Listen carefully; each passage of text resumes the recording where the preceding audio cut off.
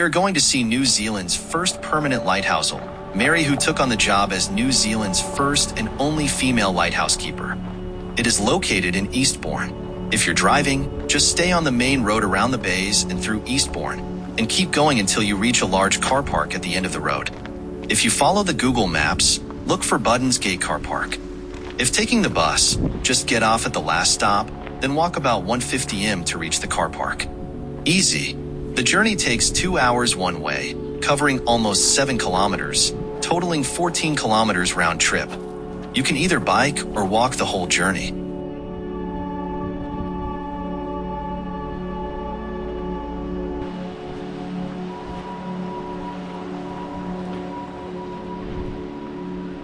Now let's get into the history of the lighthouse. The lighthouse on Pencarrow Head was crucial for ships entering Wellington Harbor, but it wasn't easy to get it built. For years, settlers faced struggles, and many ships were lost before it finally opened.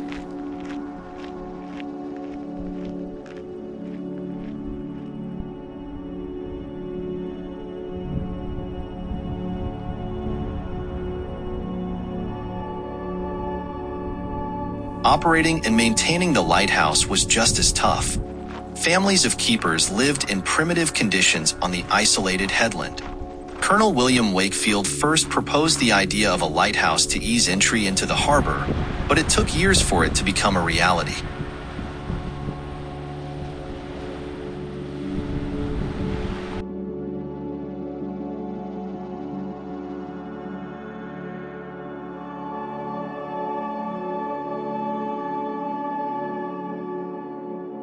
The urgent need for navigational aids along New Zealand's coast was underscored by tragic shipwrecks in December 1841 and the loss of 26 lives in the wreck of the Maria in 1851. These incidents prompted fundraising for temporary beacons and eventually led to promises of funding for a proper lighthouse by Governor George Grey.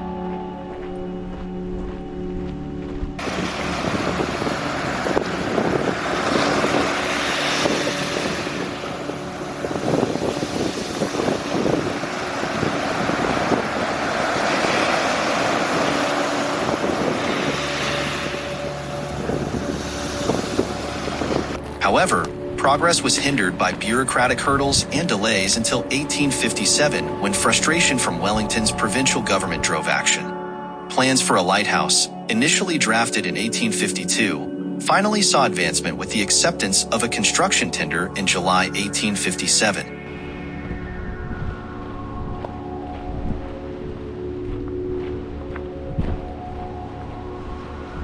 The arrival of the Pencarrow Lighthouse in June 1858 marked a significant milestone, enhancing maritime safety in the region.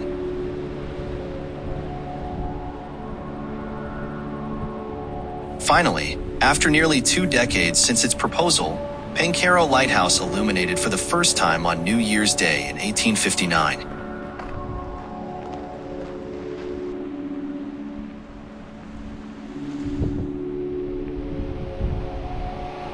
In 1898, a pioneering gun cotton fog signal was installed alongside the lighthouse, a first for New Zealand.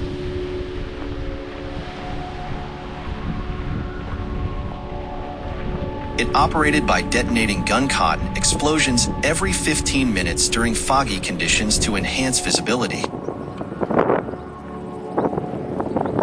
By 1927, this system was replaced by a compressed air diaphone signal, emitting a 3-second blast every minute.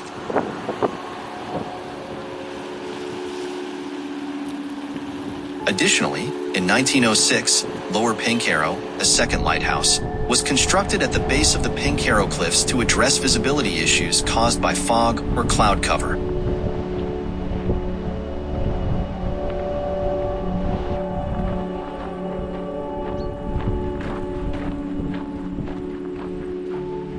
With the automation of the fog signal in 1959, the need for permanent staff at Pencarrow diminished. The Pencarrow Lighthouse used to help ships find their way, but now it's mostly a historic spot.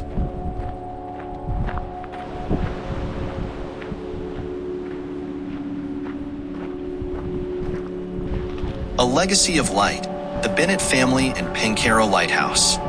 George Bennett, one of Wellington's pioneering settlers, arrived with his wife, Mary Jane Hebden, in early 1840. By early 1852, with 5 children in tow, George took on the responsibility of tending to Pencarrow Lighthouse.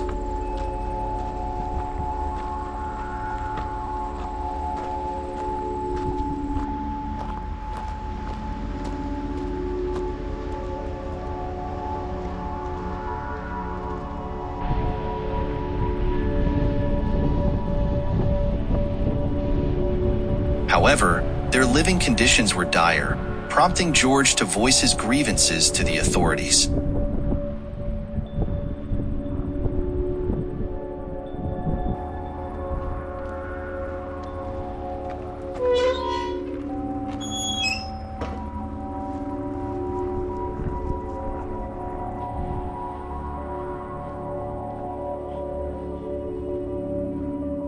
Their daughter Eliza's tragic death in 1852 shed light on the grim conditions they endured. Described as wretched by visitors, their dwelling was no haven from the elements.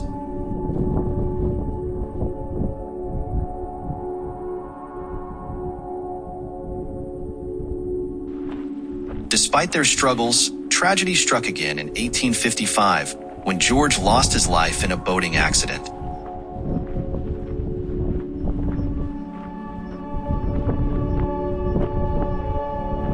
Mary took over the lighthouse duties after George's passing, despite being pregnant with their 6th child.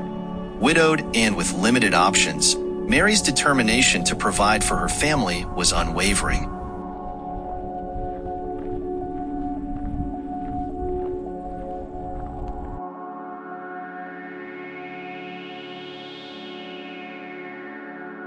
Mary Bennett's appointment as a lighthouse keeper was a rarity in New Zealand. In a male-dominated field, women like Mary often took on their husbands' roles in times of absence or tragedy.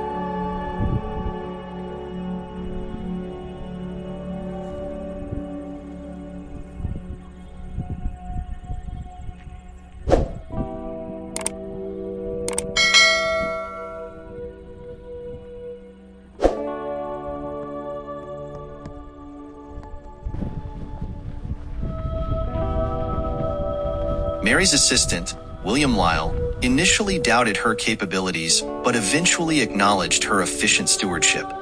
Though Mary eventually left the service and returned to England, the Bennett family's connection to Pencarrow endured.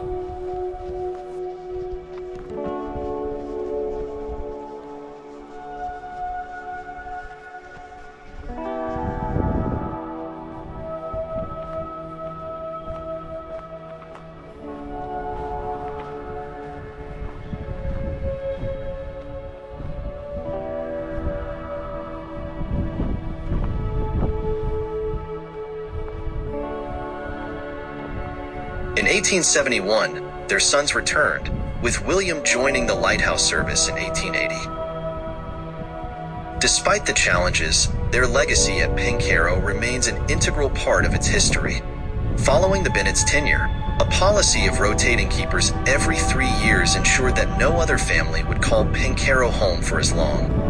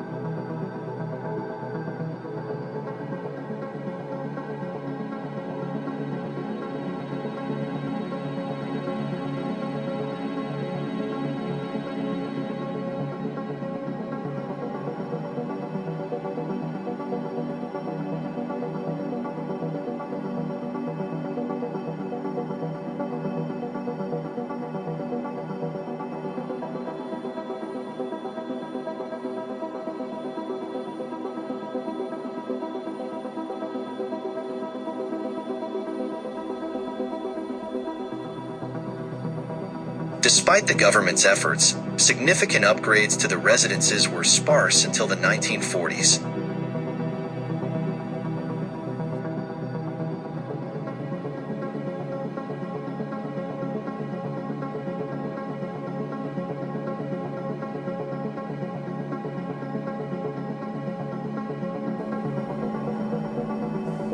In the 1950s, a road constructed as part of the Hutt Valley Drainage Board's Initiative eased transportation.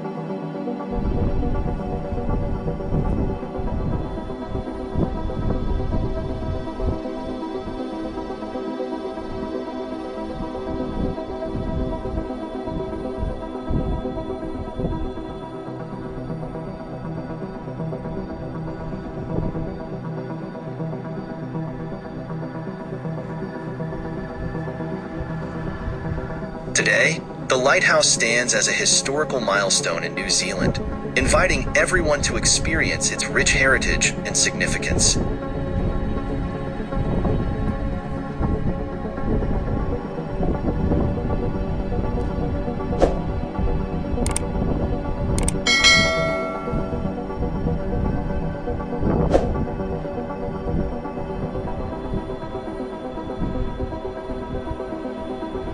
We hope you enjoyed diving into the fascinating history of Pencarrow's unique school and the challenges faced by lighthouse families across New Zealand. Don't forget to like, share, and subscribe for more insightful content. Stay tuned for our next adventure as we continue to explore intriguing stories from around the world. Until then, take care and keep exploring.